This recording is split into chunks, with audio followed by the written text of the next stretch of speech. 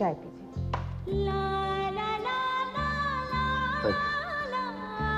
मालूम है मुझे सबसे खुशी किस बात की है? आपने शराब पीनी कम कर दी है। शराब इंसान की जिंदगी को आदी कर देता है। क्या करूं शालिनी? इंसान अपने गम और अपनी तन्हाई को दूर करने के लिए शराब को अपना साथी बना लेता है। लेकिन अब तो मैं हमेशा हमेशा के लिए आपकी हो चुकी हूँ। अब आपकी साथी सिर्फ नहीं हूँ, फिर आपको किसी और साथी के सहारे की जरूरत तो पड़नी नहीं चाहिए। तुम ठीक कह रही हो। अच्छा एक बात बताइए, आप मुझे अपने घर कब ले जाएंगे? घर? किस लिए? अरे ये भी तो हमारा ही घर है। नहीं, ये तो मेरा मायका है। शादी के बाद औरत अपने ससुराल में रहती है, मायके में नहीं। अब तो हमारी शादी हो गई है, अब मैं आपके घर जाकर क्यों नहीं रह सकती? हाँ हाँ रह सकती हो, लेकिन अभी नहीं। मैंने अभी तक किसी को हमारी शादी के बारे में बताया नहीं है। लेकिन आपने क्यों नहीं बताया है? आप दुनिया को बता सकते हैं ना कि हमारी शादी हो चुकी है। हाँ बता दूंगा, लेकिन वक्त आने पर। तुम तो जानती हो कि मेरे बच्चे मुझसे नाराज हैं, और अगर अचानक मैंने उन्हें ये खबर सुना दी तो हो सकता है कि वो और भी नाराज हो जाए। यानी अब भी मेरा दर्जा वही है। शालिनी, समझने की कोशिश करो। बच्चों को समझाकर मैं तुम्हें यहां से ले जाऊंगा, ठीक है? भरोसा नहीं है मुझ पर? भरोसा नहीं होता तो मैं ये शादी ही नहीं करती। काका, पापा कब तक आएंगे? अभी आते होंगे, शायद आ गए।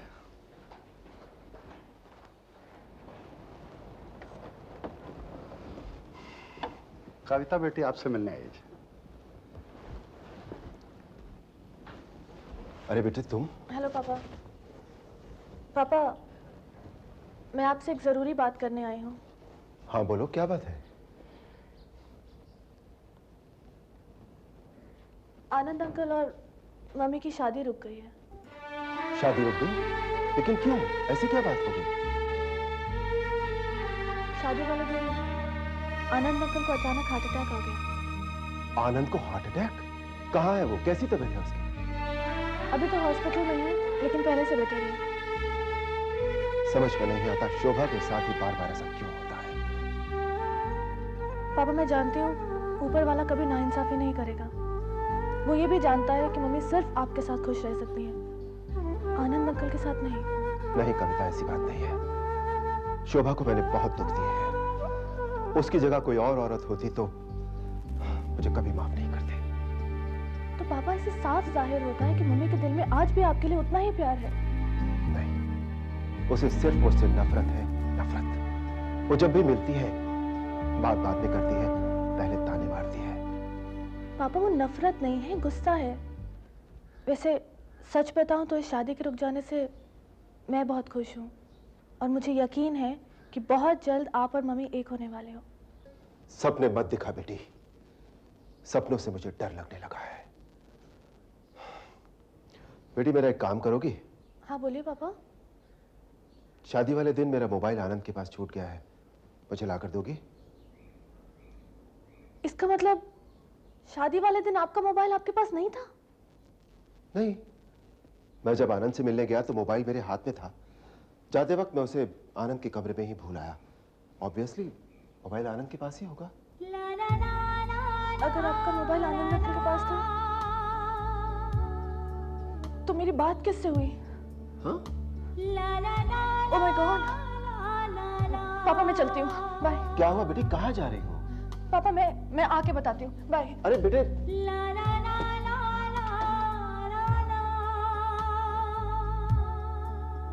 विकी, तुमसे एक सवाल पूछूं, तुम जरा सोच समझ कर जवाब देना। हाँ अंकल, पूछिए क्या सवाल है? बेटे अगर तुम्हारी सुमन से शादी नहीं हुई तो तुम क्या करोगे? ये भी कोई पूछने की बात नहीं। ज्यादा कुछ नहीं करूंगा, बस अपने आप को खत्म कर दूंगा। सुमन मेरी जिंदगी है, और अगर जिंदगी छिन जाए तो इंसान क्या जी सकता है? बताइए, मेरे सवाल का जवाब आप दीजिए। जी सकता है क्या? नहीं विकी, नहीं जी सकता। लेकिन अंकल एक बात तो बताइए, आपने मुझसे सवाल क्यों किया? बेटे सिर्फ ये जानने के लिए कि तुम सुमन से कितना प्यार करते हो। बस? अरे अंकल, आजमाना ही था तो कोई बड़ा इम्तिहान लेते आप। ये भी भला कोई इम्तिहान था। खैर, इसमें तो मैं पास हो गया ना।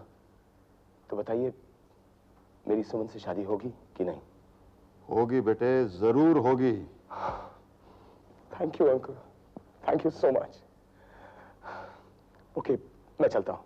ओके बेटे, get well soon. God bless you son. Thanks. Hello uncle. Hi बेटा। अच्छा, मैं जा रहा हूँ। अंकल अब तबीयत कैसी है आपकी? कल से बेटा है बेटा। अंकल, पापा का मोबाइल आपके पास रह गया था, उन्होंने वो मंगवाया है। हाँ, मैंने रामू को कह के घर से मंगवा लिया था।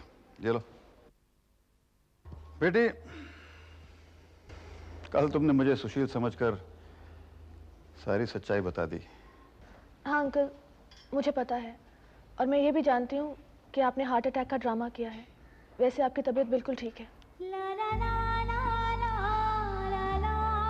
सुमन ने विकी से शादी न करने की धमकी देकर सुशील को यह सब कुछ करने पर मजबूर किया ना, ताकि शोभा के दिल में सुशील के लिए नफरत पैदा हो जाए और शोभा मेरे करीब आ जाए। हाँ अंकल, लेकिन अंकल, पापा और आप जिंदगी के उस मुकाम पे खड़े हैं जहाँ ना आप कुछ कर सकते हैं ना पापा। बेटी, तुम्हारे पापा को कुछ करने की जरूरत नहीं है, क्योंकि उन्होंने साबित कर दिया है कि वो एक शरीफ और नेक इंसान है।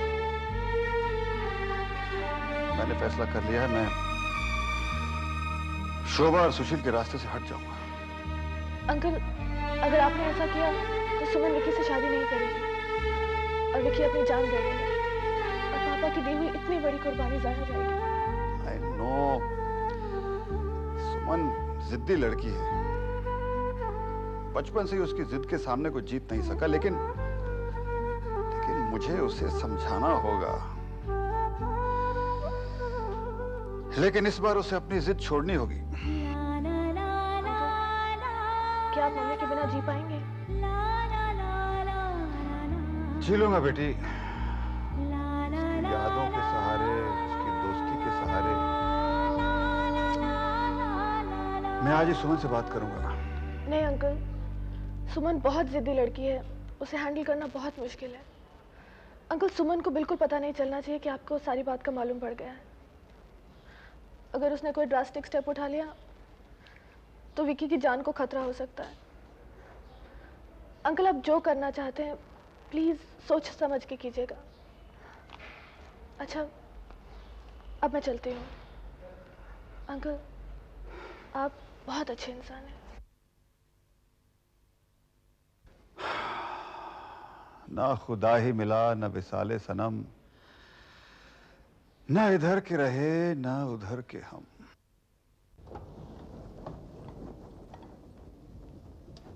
माजी चाय। इस चाय में क्या डाला है बेटी? मैं समझी नहीं। मेरा मतलब है दूध, शक्कर, चाय की पत्ती के अलावा और क्या है इसमें?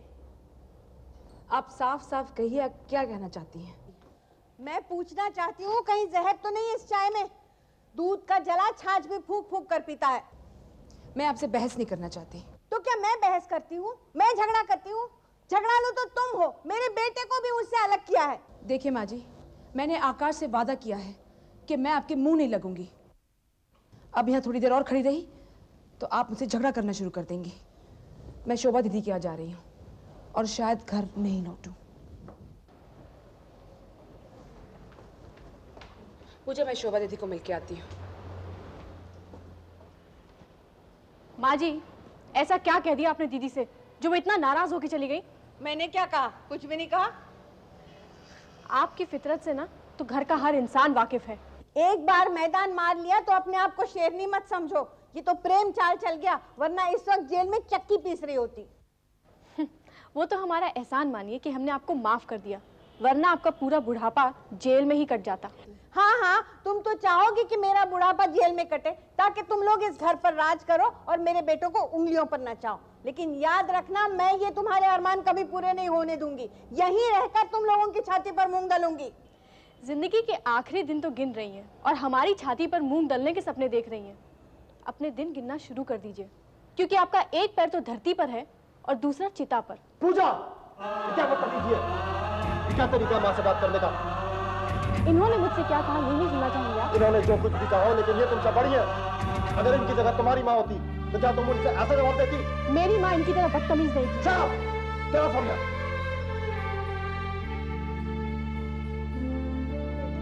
तुमने बेकार में बहू को डांट दिया, वो नाराज हो गई होगी। हाँ, अब आपकी उम्र भी बहस करने की नहीं रही। प्लीज अपनी जुबान पर काबू रखो। आज तीर सही निशाने पर लगा। मैंने जो कुछ भी कहा बिल्कुल ठीक कहा। आखिर वो मेरी माँ है। मैंने तुम्हें झूठ तो दे रखी, लेकिन इसका ये मतलब नहीं तुम मेरी माँ की इज्जत नहीं करो। तुम कहना क्या चाहते हो कि वो जो कुछ कहे मैं सुनती रहूं? अगर सुनती रहोगी तो तुम्हारा क्या बिगड़ेगा? तुम तो जानती हो उनकी आदत है नुक्ताचीनी करने की। लेकिन मैं ये सब बर्दाश्त नहीं कर सकती। तुम्हें बर्दाश्त करना होगा। अगर बर्दाश्त नहीं करोगी तो सोच लो, फैसला तुम्हारे हाथ में है। तुम्हें मेरी माँ की उम्र का लिहाज करना होगा। मैं उनकी बेइज्जती बर्दाश्त नहीं कर सकता। क्या करता?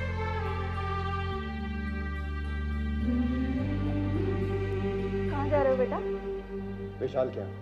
अगर यहाँ रहूंगा तो पता नहीं गुस्से में क्या कर बैठूंगा।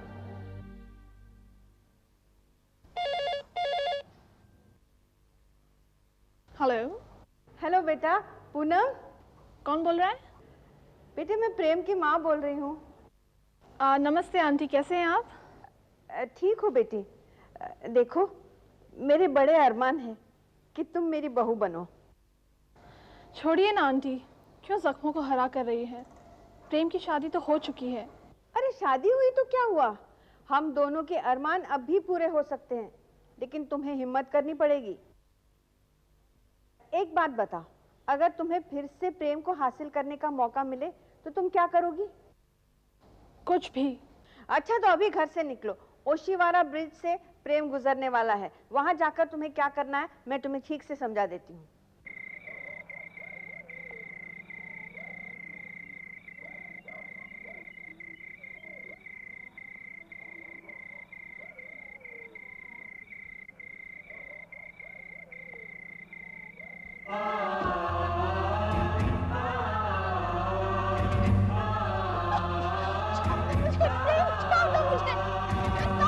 जिंदगी से I don't want to live anymore. Just let me go, let me die. Stop it! ये क्या कर रही हो तुम? पागल हो गई हो क्या? हाँ, मैं पागल हो गई हूँ और मुझे पागल बनाने की जिम्मेदारी मैं तुम्हारे बिना नहीं जी सकती। मुझे मर जाने दो प्रेम, मुझे मर जाने दो। क्या कह रही हो तुम? चलो मैं तुम्हें तुम्हारे घर छोड़ के आता हूँ। मैं घर नहीं जाऊँ, भैया भी यहाँ पर नहीं है। रात को अकेले में मैं न जाने क्या कर बैठूं। मेरा मन कहीं नहीं लगता, पता नहीं मुझे क्या हो गया। मुझे लग रहा है मैं पागल हो गई हूँ प्रेम। मेरे घर चलो, अभी वापस आएगा तो मैं तुम्हें तुम्हारे घर छोड़ दूंगा। प्लीज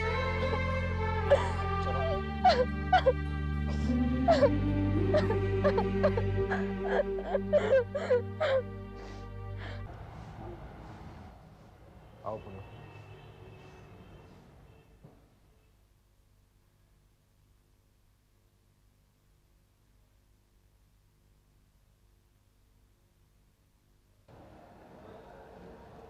आओ पुनः।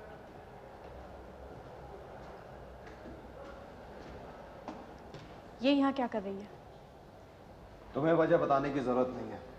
ये मेरा घर है, यहाँ कोई भी आ जा सकता है। जब मुझे एतराज नहीं है तो तुम कौन होती है एतराज करने वाली? मैं तुम्हारी पत्नी हूँ और मेरे होते हुए ये इस घर में एक पल नहीं रह सकती। पूनम यहीं पर रहेगी। ये आज रात इस घर में ही रहेगी। And that's final, okay? देखो, ये कोई धर्मशाला नहीं है, ये मेरा घर है। ये मेरा घर है, तुम्हारा नहीं। यहाँ कौन आएगा कौन जाएगा इसका फैसला मैं करूंगी। आओ बेटी, रो रो कर क्या हाल बना रखा है। चलो आओ।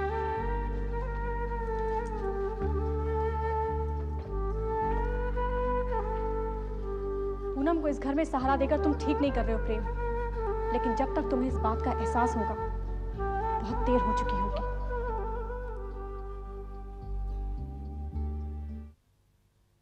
चलो आनंद, ये जूस पी लो। रख दो, मैं पी लूंगा। रख दो क्या मतलब होता है? चलो चलो अभी के अभी पी लो। शोभा, तुम क्यों मेरे लिए इतनी परेशान हो रही हो? मैं नहीं परेशान होगी तो और कौन होगा? वैसे भी तुम्हारी सेवा करना तो मेरा फर्ज है। शोभा, मैं सेवा नहीं करवाना चाहता। मेरी आदत बिगड़ जाएगी। तो बिगड़ने दो। देखो आनंद, डॉक्टर ने कहा है तुम्हें आराम करना है। अच्छा, कुछ पीना नहीं चाहते तो कुछ खा लो। मुझे भूख नहीं है। देखो, तुम घर जाकर आराम करो। अगर मुझे किसी चीज की जरूरत हुई तो मैं नर्स से मंगवा लूंगा। तुम्हें हुआ क्या है? तुम मुझसे इस तरह बात क्यों कर रहे हो?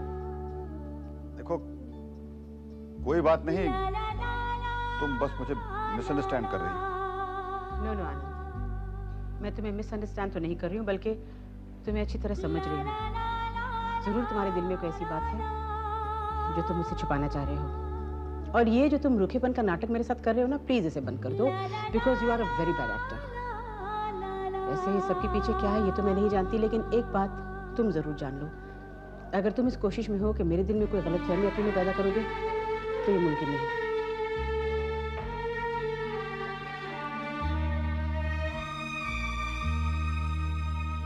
क्या बात है दीदी, आपका चेहरा उतरा हुआ है।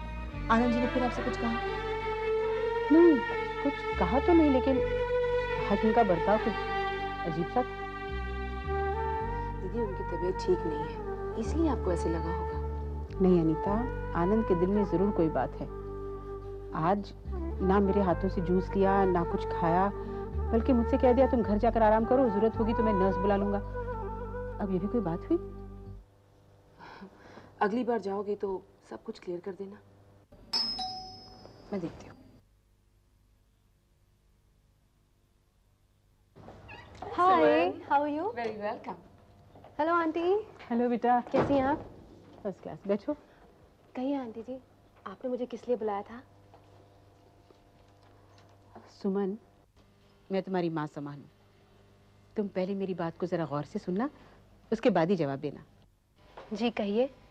बेटे, डॉक्टर ने तुम्हारे पापा से 15 दिनों तक आराम करने को कहा है, और मैं नहीं चाहती कि हमारी वजह से तुम्हारी शादी टल जाए। कहते हैं कि एक बार मुहूर्त निकलने के बाद शादी का टलना अच्छा नहीं होता। ये सिर्फ मेरा ही नहीं, आनंद का भी अरमान है।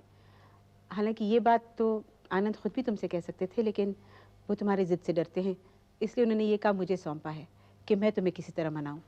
देखो बेटी, इनकार मत करना। आंटी, आपकी जिम्मेदारी थी ये बात आप मुझ तक पहुंचाएं। आपकी जिम्मेदारी पूरी हो गई।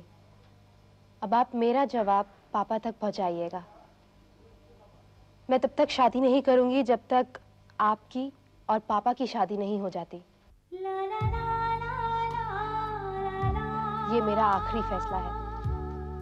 मरती मर जाऊंगी, लेकिन आप दोनों की शादी से पहले मैं शादी नहीं करूंगी। सुमन, बेटे, सुमन, सुमन। दीदी, ये लड़की बहुत जिद्दी है। मुझे पता था ये शादी नहीं